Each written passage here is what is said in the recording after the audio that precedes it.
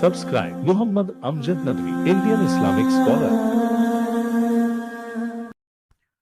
أعوذ بالله من الشيطان الرجيم بسم الله الرحمن الرحيم لقد كان لسبإ في مسكنهم آية جنتان عن يمين وشمال كلوا من رزق ربكم واشكروا له بلدة طيبة ورب غفور فأعرضوا فأرسلنا عليهم سيل العرم وبدلناهم بجنتيهم جنتين ذواتي أكل خمط وأثل وشيء من سدر قليل ذلك جزيناهم بما كفروا وهل نجازي إلا الكفور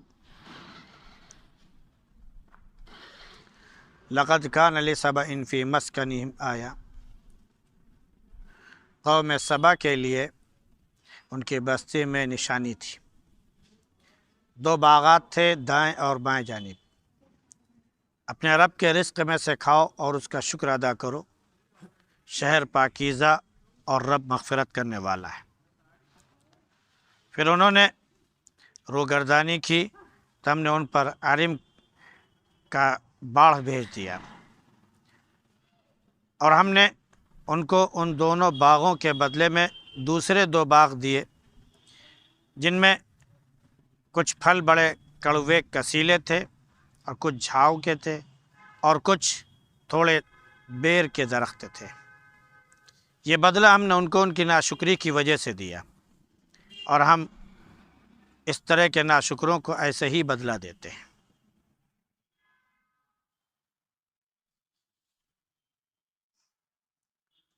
گزشتہ آیات میں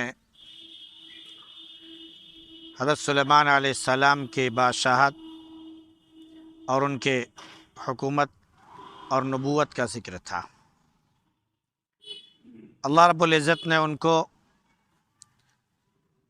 ایک خاص ہوا عطا فرمائی تھی جو ان کے تخت کو لے کر صبح و شام چلتی تھی،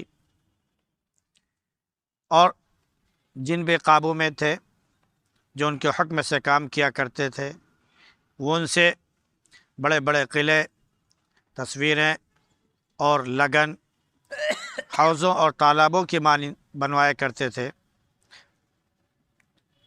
پھر ان کو یہ حکم دیا گیا کہ شکر ادا کرو اللہ کا۔ اللہ کے شکر گزار بندے بہت کم ہی ہوتے ہیں۔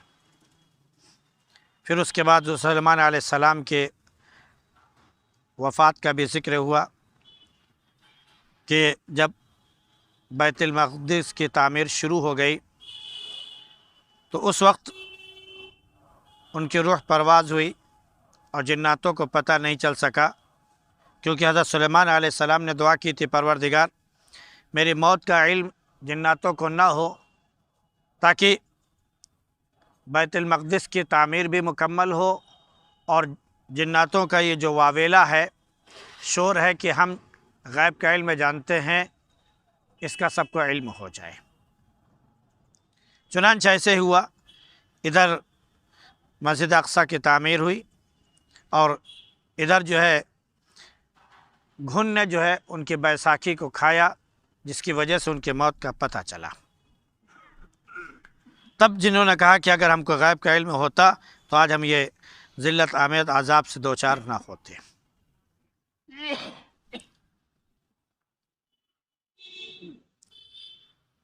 اب یہ خاص طور سے غیب کے علم کے بعد کہ دنیا میں جو بھی غیب کے علم کا دعویٰ کرے، اللہ رب العزت نے مختلف طریقے سے یہ بتا دیا ہے کہ اللہ کے سوا کوئی بھی غیب کا علم نہیں رکھتا، نہ انبیاء علیہ السلام اور نہ ہی کوئی اور۔ یہاں تک کہ جن اور بھوتوں کے بارے میں یہ اعتقاد ہوتا ہے کہ وہ آسمان پر جا کر غیب کی باتیں لے کر آتے ہیں، یہ سب جھوٹ اور فریب ہے۔ اور آج جو بھی اس طرح کے کاہن اور نجومی بیٹھے ہوئے ہیں جو مستقبل کے بارے میں بتاتے ہیں، یہ بھی جو ہے جھوٹ اور فریب ہے۔ تو کہیں پر بھی ہم کو دھوکے میں نہیں آنا چاہیے، اللہ نے مختلف اعتبار سے بتا دیا ہے۔ اب جو ہے قوم سبا کا ذکر ہے۔ حضرت سلیمان علیہ الصلاۃ والسلام کے پڑوس میں ایک اور حکومت تھی، ایک ملکہ تھی جو حکومت کرتی تھی، اس کا نام بلقیس تھا۔ وہ سبا کے ایریے میں تھی اور بہت بڑی اس کی حکومت عطا ہوئی تھی، لوگ اس کو سجدہ کیا کرتے تھے، اور پھر پوری قوم جو ہے یہ سورج وغیرہ کچھ سجدہ کیا کرتی تھی۔ حضرت سلیمان علیہ السلام کو حدود نے آ کے بتایا کہ ہم ایسی جگہ سے آ رہے ہیں جہاں پر ہم نے دیکھا کہ ایک عورت کو لوگ جو ہے سجدہ کرتے ہیں۔ یہ وہی علاقہ ہے جو سبا کہلاتا ہے، یہ یمن میں تھا۔ یمن کا ایک ایریا کہہ لیجئے کہ سبا تھا، جو بلقیس کے دادا پردادا وغیرہ کے نام پر جو ہے یہ پڑا تھا۔ وہاں پر ایک جگہ تھی خاص جو معارب تھی، یہ ایک شہر تھا کہہ لیجئے، ایک بڑی بستی تھی جو اس وقت تھی، اور وہاں پر اس کی حکومت تھی۔ اللہ رب العزت نے بہت زرخیز اس علاقے کو بنایا تھا، ہر قسم کے گویا یہاں پر پھل تھے، اور ایسے باغات تھے کہ آپ شہر کے جس کونے میں چلے جائیں، جس شہر کے بعد جس علاقے میں آپ چلے جائیں تو روڈ یا راستے کے دونوں طرف جو ہے صرف باغ ہی باغ ہوتے تھے۔ تو اس کو جنتان عن یمین و شمال سے تعبیر کیا گیا۔ یہ صرف نہیں کہ صرف دو ہی باغ تھے، بعض مفسرین نے یہاں تک لکھا ہے کہ ہر شخص کے دو دو باغ تھے، اور وہ ایسے تھے کہ جس راستے پر بھی آپ چلے جائیں دو باغ تھے، راستے کے ایک ادھر اور راستے کے ایک ادھر۔ یہاں تک بتایا جاتا ہے کہ اگر کوئی خاتون یا کوئی شخص اپنے سر پر کوئی ٹوکرا رکھ لے اور باغ کے نیچے سے وہ گزرتا چلا جائے تو پھل ٹوٹ ٹوٹ کر اتنے گرتے تھے کہ اس کا ٹوکرا بلا پھل توڑے ہوئے بھر جاتا تھا۔ انبیاء علیہ السلام نے اس کو سمجھایا، بتایا کہ اللہ کے نعمت کا شکر ادا کرو، یہ اللہ کی طرف سے نعمت ملی ہوئی ہے، تم شکر ادا کرو گے تو اللہ کا وعدہ ہے لئن شکرتم لازیدنکم، شکر ادا کرو گے ہم اور بھی نواز دیں گے۔ لیکن ان لوگوں نے کیا کہا کہ نہیں، یہ تو ہمارے یہاں کی زمین کی پیداوار ہے، یہ اللہ کی نعمت تھوڑی ہے۔ ان کو جب نعمتیں دلائی گئی تو انہوں نے یہ کہا کہ ہماری پیداوار ہے، ہماری محنت ہے، ہماری محنتوں کا ثمرہ اور پھل ہے، اس میں اللہ کا کوئی وہ نہیں ہے۔ اگر تم یہ سمجھتے ہو کہ اللہ کی نعمت ہے تو جا کے اپنے اللہ سے یہ کہہ دو کہ اس کو ضائع کر دے، برباد کر دے۔ دیکھتے ہیں کیسے برباد کر دیتے۔ جب انسان اللہ کو للکارتا ہے، اللہ کی قدرت کو چیلنج کرتا ہے نا، تو اللہ کا غضب بھی بہت زوروں پر آتا ہے۔ چنانچہ اللہ رب العزت نے جو معارب کا جو ڈیم تھا، یہاں پر سیل العرم کہا گیا ہے، یمن میں باندھ یا ڈیم کو عرم کہا جاتا تھا، اور عرب میں حجاز وغیرہ میں یعنی جو آج کا سعودیہ عربیہ ہے وہاں پر جو ہے اسے سد کہا جاتا تھا، یعنی ایک ایسی دیوار جس کے ذریعے پانی روک دیا جائے۔ تو یہ پہاڑوں کے درمیان جو وادیاں ہوتی تھی ان میں بہت اونچی اونچی دیواریں بناتے تھے، جو تقریباً یوں کہہ لیجئے کہ 150-150 فٹ اونچی اور 50-100 فٹ جو ہے لمبی چوڑی، جو پہاڑوں کے درمیان جو راستہ ہوتا تھا اسے بہت اونچی چوڑی دیوار بنا کر اس سے پانی روک لیا کرتے تھے۔ تو معارب کے علاقے میں اتنے ڈیم تھے جو 100 یا اس سے زیادہ کی تعداد میں پہنچتے تھے، اور یہ اسی لیے روکے جاتے تھے تاکہ اور دنوں میں جب پانی کی قلت ہو تو نہروں کے ذریعے پانی پہنچا کر کھیتوں کو سیراب کر دیا جائے، باغوں کو سیراب کر دیا جائے۔ اور اس کے لیے ڈیموں میں انہوں نے مختلف اعتبار سے وہ جو دریچے ہوتے ہیں جو پانی کھولنے کے لیے، وہ مختلف اعتبار سے اس کے دریچے انہوں نے بنائے تھے جو ہر نہر کی طرف وہ کھلتا تھا، اور جب جہاں مناسب ہوتا اسے کھول دیتے، پانی سے سیرابی ہو جاتی، اس کے بعد جب ضرورت مکمل ہو جاتی تو رک دیتے۔ جب انہوں نے اللہ کے قدرت کو چیلنج کیا تب اللہ رب العزت نے وہی ڈیم ان کے اوپر ڈھا دیا، بارش، سخت بارش، پھر وہ پانی سما نہیں سکا اور وہ ڈیم پھٹا تو اللہ رب العزت نے اس کے ذریعے ان کو پورا تباہ برباد کر دیا۔ پہاڑوں سے جب پانی چلتا ہے تو اس کی رفتار بہت تیز ہوتی ہے، اور جب خاص طور سے پانی بڑی مقدار میں بہ رہا ہو، جیسا کہ ہمارے ہندوستان میں ایک مرتبہ ہوا کہ یہ جو ان کے جو 4 دھام ہے وہاں پر اس قدر بادل پھٹا کہ پانی سما نہیں سکا، جو پہاڑ کی چوٹی تھی اس پر سیلاب آیا ہوا تھا۔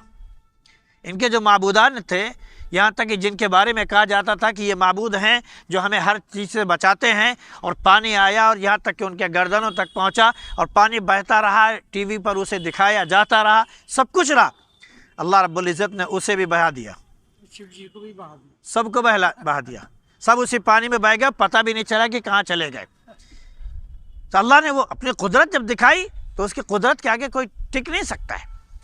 تو پہاڑوں پر، پہاڑ کی چوٹیوں پر سیلاب آنا یہ معمولی بات نہیں ہے، کیونکہ پہاڑ پر سیلاب آنا یہ ناممکن ہوتا ہے۔ پہاڑ پر جو بھی بارش ہوتی ہے وہ فوراً جو ہے وہ پہاڑوں کے ذریعے رستے ہوئے نیچے نالوں میں اور اس کے ذریعے دریاؤں میں وہ بہہ جاتا ہے، رکتا نہیں۔ لیکن دو پہاڑوں کے درمیان سیلاب آ جائے، اس کا مطلب ہے کہ پانی غیر معمولی ہے، اس کی مقدار بہت زیادہ ہے۔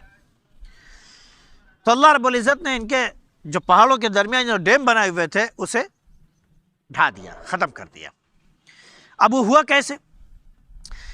ان کے نجومیوں نے یہ بتایا تھا کہ ہم نے اپنے ستاروں کے ذریعے جو دیکھا ہے، یا اپنی کہانت کے ذریعے جو دیکھا ہے، یا اپنے علم اور فن کے ذریعے جو دیکھا ہے، وہ یہ ہے کہ ایک چوہا آئے گا اور وہ جو ہے اس ڈیم کو ختم کر دے گا، اور اس کے بعد ایک سیلاب آ جائے گا۔ تو انہوں نے کہا اچھا ایسا ہے؟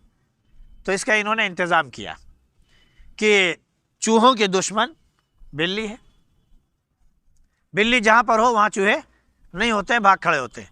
انہوں نے ہر ڈیم جہاں جہاں بنائے تھے اور جس جگہ سے سوراخ ہونا کا ڈر تھا، وہاں پر انہوں نے 2 بلیاں اس جگہ رکھ دی، تاکہ اگر جو بھی چوہا آئے اسے یہ کھا جائے۔ اللہ رب العزت نے ایک خاص قسم کا چوہا بھیجا، جو پہاڑی چوہا تھا، جنگلی چوہا تھا، اس کا نام مفسرین بتاتے ہیں کہ گھونس تھا۔ وہ بہت بڑا چوہا تھا، اور آتے کے ساتھ ہی بجائے اس کے کہ بلی اس کے اوپر جھپٹتی، وہ خود بلی کے اوپر جھپٹ پڑا۔ ابھی ایک دن ایسے ویڈیو دیکھ رہے تھے کہ ایک بلی آئی اور چوہے کی طرف بڑھی، چھوٹا سا چوہا اس کے اوپر جھپٹ پڑا، اور اس کے بعد بلی بھگی اور اس پیچھے چوہا اس کو دوڑا رہا ہے، بلی جان بچا کے بھاگ کھڑی ہوئی۔ تو کبھی کبھی ایسا بھی ہوتا ہے کہ کبھی ہاتھی چیوٹی کو مارتا ہے، کبھی چیوٹی ہاتھی کو۔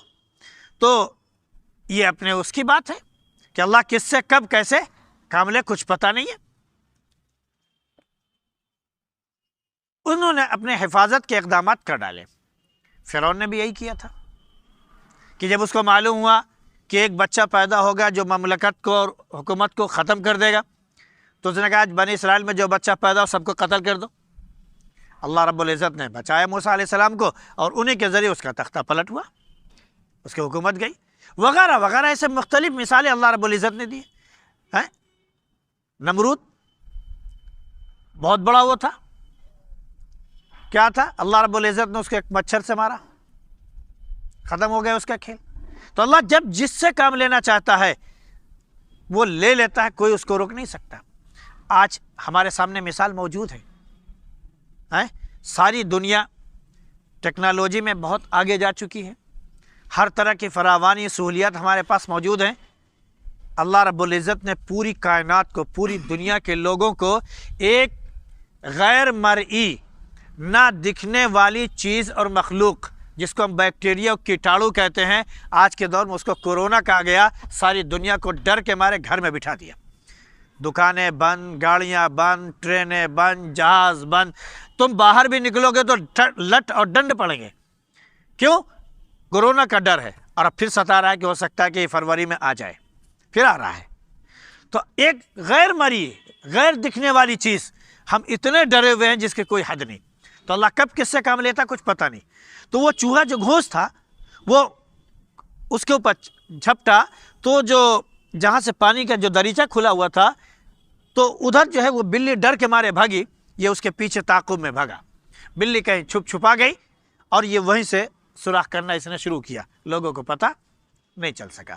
پھر اس کے بعد جب سوراخ ہو گیا تو جب پانی پھٹا ہے، پانی جب اس کا ریلا آیا ہے تو پورا شہر برباد ہو گیا، پورا شہر برباد ہو گیا۔ بلقیس کا معاملہ نہیں ہے کہ بلقیس برباد ہوئی، کیونکہ وہ تو ایمان لے آئی تھی، لیکن بہرحال اس کی قوم تھی جو سبا تھی، اس میں جو ہے وہ سب برباد ہو گئی تھی۔ اللہ رب العزت نے ان باغوں کے بدلے میں 2 باغ اور دے دیے۔ وہ کون سے تھے؟ کڑوے کسیلے جو درخت ہوتے ہیں، ان کے جو پھل بہت کڑوے ہوتے ہیں، کانٹے دار ہوتے ہیں، کھایا نہیں جا سکتا ہے، وہ کہہ لیجیے جیسے ہنزل، اس طرح کے جو درخت ہم لوگ دیہات میں جو ہے ایک درخت دیکھتے تھے، اس کانٹے دار، اس کا پھل اتنا بڑا بڑا ہوتا ہے جیسے ٹماٹر ہوتا ہے، اس طرح پیلا پیلا ایسا ہوتا تھا، تو ہم لوگ اس کو بھٹوا اس سے بولتے تھے اس کو، اور وہ اتنا کڑوا ہوتا ہے کہ کھایا نہیں جا سکتا ہے، تو ہم لوگ اس سے کھیلا تو ضرور کرتے تھے، کبھی اسے چکھتے بھی نہیں تھے۔ تو اللہ رب العزت نے ان 2 باغوں کے بدلے میں جو پھل کے تھے کیا کیا؟ ایسے کڑوے کسیلے درخت دیے جن کے پھل بہت سخت تھے اور کڑوے تھے، اور جھاؤ کے درخت آ گئے جو جنگل اور جھاڑیاں جنگلوں میں ہوا کرتی ہیں، اور پھر یہی نہیں، جنگلی جو بیری ہوتی ہے جو کسی کام کی نہیں ہوتی ہے، ان کے درخت اللہ نے اگا دیے، سب کیا ہوا کہ ان کا تہس نہس ہو گیا اور برباد ہو گیا۔ اللہ نے فرمایا کہ جو ناشکرے ہوتے ہیں ہم ایسے ناشکروں کو ایسے ہی بدلہ دیا کرتے ہیں، اور یہ ہم نے ان کے ناشکری کی وجہ سے ان کو بدلہ دیا تھا۔ تو جو بھی جب بھی جس زمانے میں اللہ رب العزت کی ناشکری کرے گا، اس کے نعمتوں کی ناقدری کرے گا، اللہ نے جگہ جگہ کہا ہے، جگہ جگہ ہمیں تنبیہ کی ہے کہ وَأَمَّا إِذَا مَا ابْتَلَاهُ فَقَدَرَ عَلَيْهِ رِزْقَهُ فَيَقُولُ رَبِّ أَهَانَنِ، یہ بھی وہی مثال ہے اسی کی کہ جب اللہ نے رزق محدود کر دیا اور اس کو تنگی اس کے اندر پیدا ہو گئی تو فوراً اس نے کہا کہ اللہ رب العزت نے ہماری توہین کر ڈالی، ہمیں ذلیل کر دیا، ہمیں کہیں کا نہیں رکھا، وغیرہ وغیرہ مختلف مثالیں ایسی موجود ہیں۔ اللہ رب العزت نے ان کو تباہ برباد کیا، ایسی ہر زمانے میں بھی ہوتا رہے گا۔ اللہ ان سے ہماری حفاظت فرمائے اور اپنے شکر کی توفیق ہم سب کو نصیب فرمائے۔ سبحان اللہ بحمدہ، سبحانک اللہم وبحمدک، ونشہد ان لا الہ الا انت نستغفرک۔